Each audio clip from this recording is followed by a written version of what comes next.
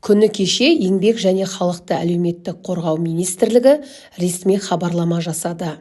Яғни 2024 жылы орташа зейнетақы мөлшері қанша болғанын айтты. Сонымен 2024 жылдың сәуір айында орташа зейнетақы мөлшері қанша болды? Көбейді ме? Көбейсе қаншаға көбейді?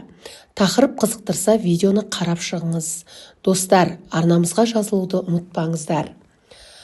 Сонымен еңбекмен биылғы орташа зейнетақы мөлшері 132.595 теңге екенін мәлімдеді.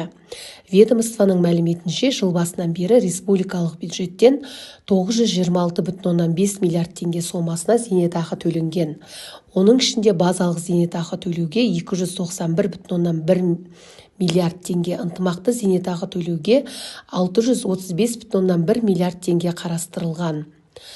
2024 жылғы 1 сәуірдегі